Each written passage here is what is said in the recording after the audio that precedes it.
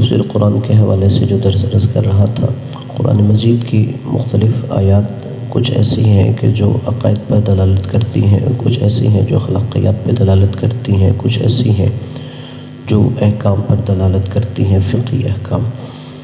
تو آج فقہی احکام کے حوالے سے جو ایک اہم آیت ہے کہ وہ جو ہر مسلمان عبادت سے پہلے وضو کرتا ہے، اور وہ سورہ مائدہ کے اندر اللہ تبارک و تعالیٰ نے بیان فرمایا حکم، لیکن اس کے اندر آپ جانتے ہیں کہ وضو کے طریقے دو ہیں۔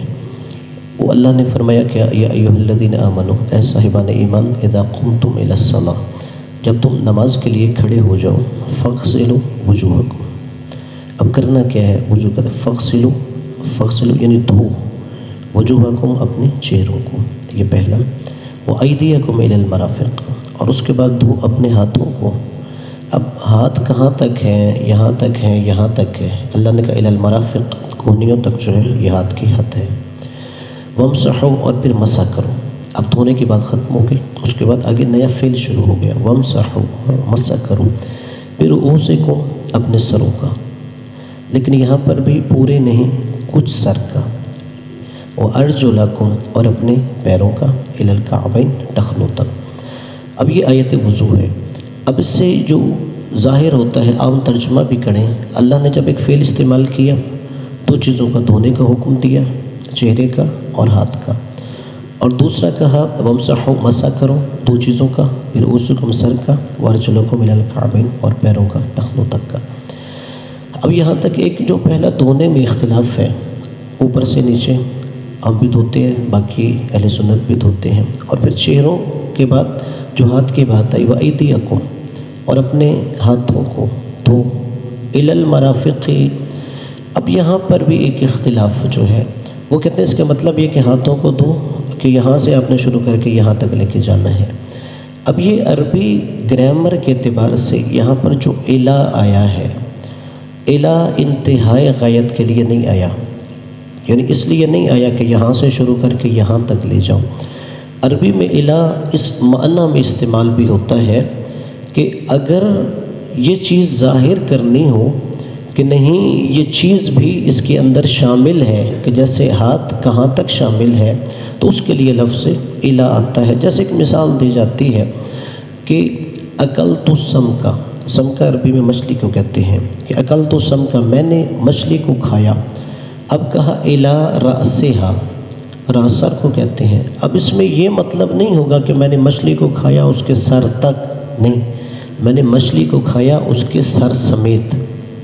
یہ عربی میں جب بولا جائے گا، مثلا یہ بتانا ہم نے ہے مچھلی کو کھایا اس کے سر سمیت کھایا ہے، تو الی بولا جائے گا۔ تو یہاں پر بھی جب اللہ نے کہا ایدیکم، تم اپنے ہاتھوں کو دھو، الی المرافق، کوہنیوں سمیت، کہ کوہنی بھی جو ہے اس کے اندر شامل ہے، اس لیے ہم اس طرح وضو کرتے ہیں کہ کوہنی اس کے اندر ہے، انتہائی غایت کے لیے نہیں ہے۔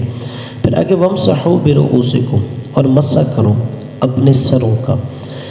اب جانتے ہیں ہم میں اور باقی برادران اسلام میں فرق ہے، ہم سر کے 1/4 حصے کا مسح کرتے ہیں اور وہ پورے سر کا مسح کرتے ہیں۔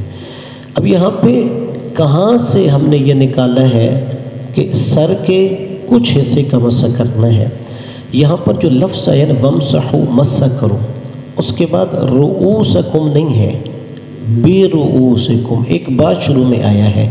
آپ جانتے ہیں راس سر کو کہتے ہیں اور راس کی جمع رؤوس ہے، لیکن سر سے پہلے ایک با استعمال ہوا ہے، یہ با حرف جر ہے، اور اس کا معنی کیا ہے؟ یہ با تبعیضیہ کے لیے آتی ہے کہ یعنی پورے نہیں، بعض سر کا مسح کرنا ہے۔ جی وہی بعض کچھ، یعنی پورے نہیں، یعنی 1/4 جو سر ہے ہم اس کا مسح کریں گے، وہ یہ بات ظاہر کرتی ہے کہ پورا سر اس کے اندر شامل نہیں ہے۔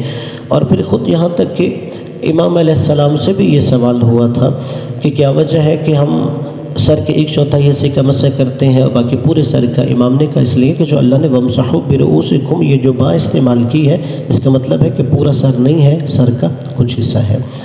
اب جو آگے اختلاف ہے وہ وارجلکم الی الکعبین، ہم کیا کہتے ہیں؟ اور مسح کرو پیروں کا ٹخنوں تک، اور وہ کہتے ہیں اور پیروں کو دھو لو۔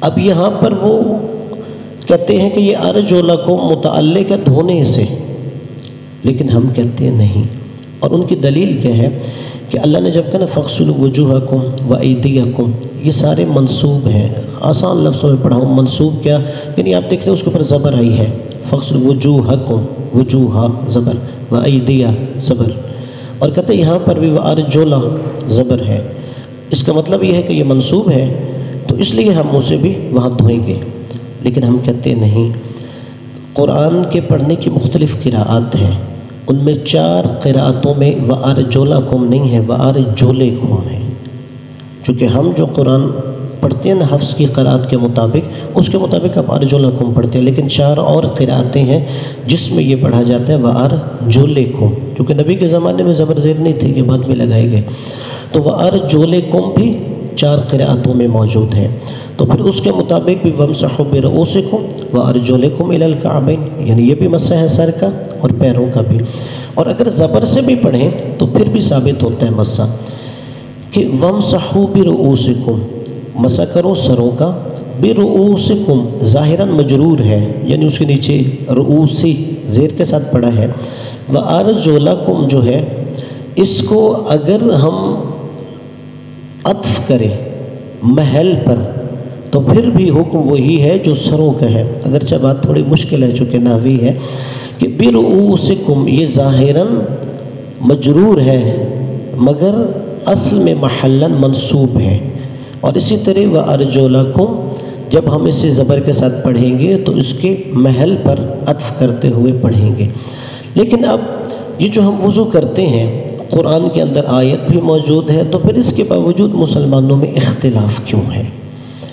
اس حوالے سے خود اہل سنت کی تفسیر ابن کثیر کے اندر بھی یہ روایت ہے، اور تفسیر طبری کے اندر بھی روایت ہے کہ امیر المؤمنین حضرت علی علیہ السلام نے فرمایا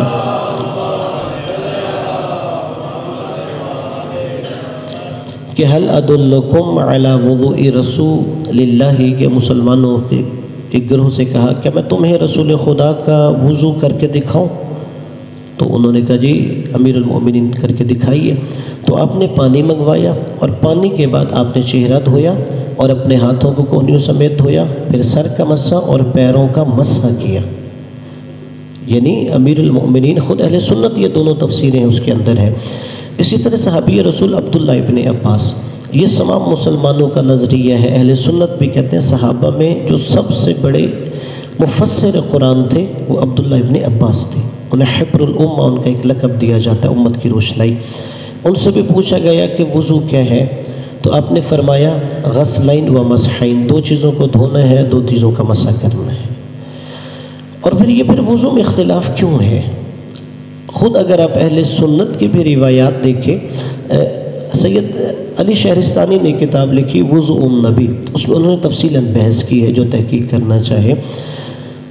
نبی کے زمانے میں بھی وضو میں کوئی اختلاف نہیں تھا، اس کے بعد پہلے خلیفہ کے دور میں بھی کوئی وضو میں اختلاف نہیں تھا، دوسرے خلیفہ کے دور میں بھی کوئی وضو میں اختلاف نہیں تھا، یہ تیسرے خلیفہ کے دور میں اختلاف شروع ہوا تھا، یعنی انہوں نے یہ کہا کہ نہیں پیروں کا مسح نہیں کرنا بلکہ پیروں کو دھویا جائے گا، اور اسی طرح سر کے پورے حصے کا مسح کیا جائے گا۔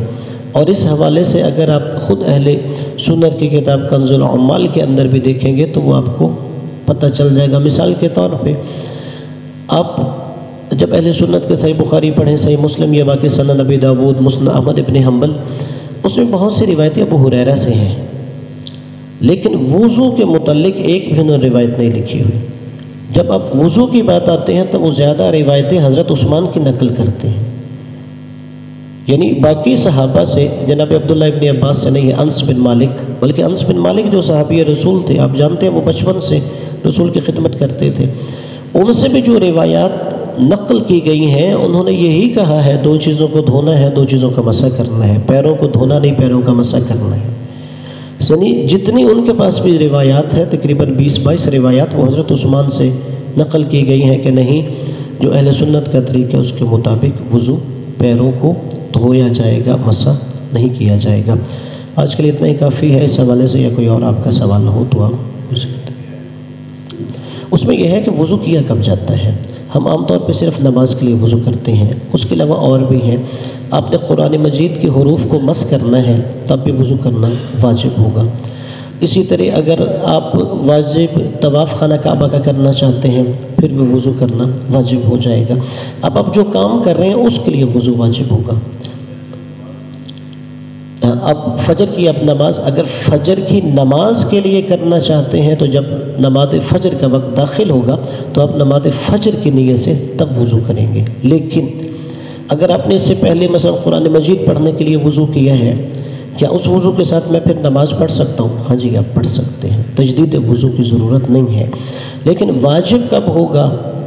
ابھی مثلا فجر طلوع نہیں ہوئی اور اس سے پہلے میں نے فجر کی نماز کی واجب کے لیے وضو کر لیا ہے، ابھی مجھ پر واجب نہیں تھا۔ واجب تب ہوگا جب نماز فجر کا وقت داخل ہو جائے گا۔ لیکن بعض اوقات انسان صرف قربتاً الی اللہ بھی وضو کرتا ہے، چونکہ ہر وقت باوضو رہنا بھی مستحب ہے۔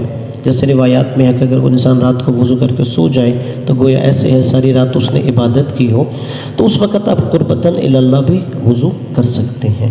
لیکن عام طور پہ ہم صرف نماز کے لیے سمجھتے ہیں کہ وضو کرنا واجب ہے، نہیں، اس کے علاوہ اور امور کے لیے بھی واجب ہے۔ اسی طرح جیسے ائمہ معصومین علیہ السلام کے نام کو ہاتھ لگانا ہے، چھونا ہے، تب بھی وضو واجب ہو جائے گا۔ جو بھی آپ نے کام کرنا ہے اس کے لیے آپ وضو کی نیت کریں گے۔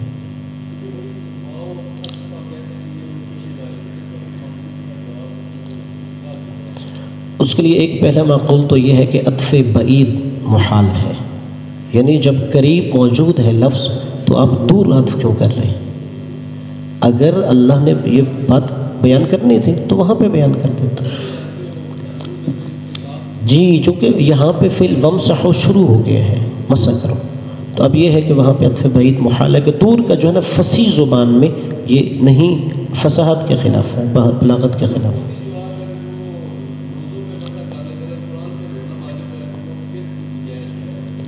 ایسا ہی ہے۔ اب یہ بھی جو مسح والے ہیں نا کہ وہ جرابوں کے اوپر بھی مسح کر لیتے ہیں، یہ روایت بھی جو، ہاں جی، تو اس میں یہ ہے کہ اگر جوتے اس پر بھی ان کے نزدیک ہو جاتا ہے، ہاں جی، جرابوں پر بھی ہے، جوتے پر بھی ان کے ہاں ہو جاتا ہے۔ یہ روایات بھی خلیفہ ثانی سے ہیں۔ اس کا مطلب یہ ہے کہ خلیفہ ثانی کے دور میں جو آپ کو کبھی وضو میں اختلاف نہیں تھا، اس وقت مسح ہی ہوتا تھا۔ یہ بعد میں ہے کہ خلیفہ، ہاں جی،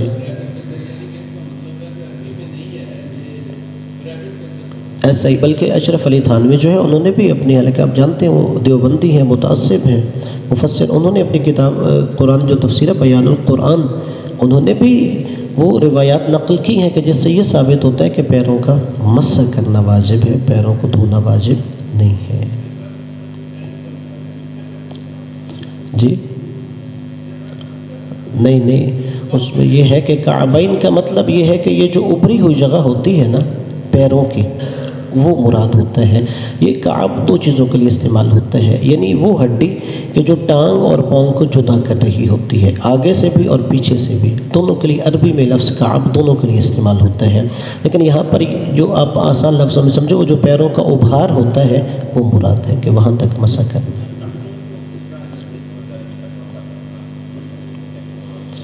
ہاں جی، تو وہی جو میں نے کہا نا کعب کا جو ترجمہ ہے وہ دونوں چیزیں اس کے اندر آتی ہیں، ٹھیک ہے۔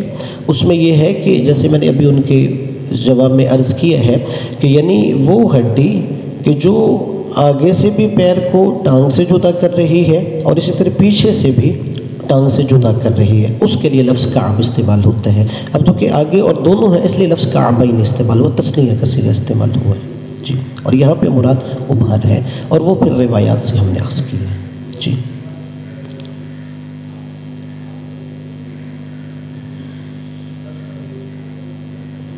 ہاں جی جی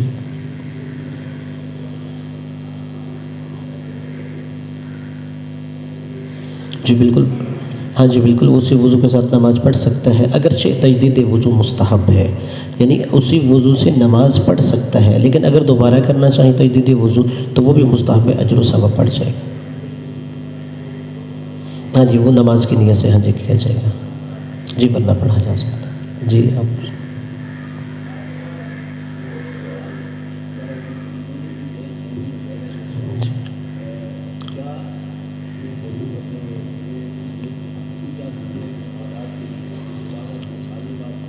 جی بالکل ہاں جی کی جا سکتی ہے. جیسے آپ مثلا جب وضو کی نیت کرتے ہیں بجائے آپ یہ نیت کہ مباح ہونے نماز کے آپ یہ کریں مباح ہونے عبادت کے. ہاں جی قربتاً الی اللہ. اب جب ہم نے عبادت کا لفظ استعمال کر لیا اس کے اندر تلاوت قرآن بھی ہے یا مثلا خانہ کعبہ کا طواف ہے یا ہم نے نماز پڑھنی ہے وہ ساری چیزیں اس کے اندر آ جائیں گی. جی آپ کچھ کہیں.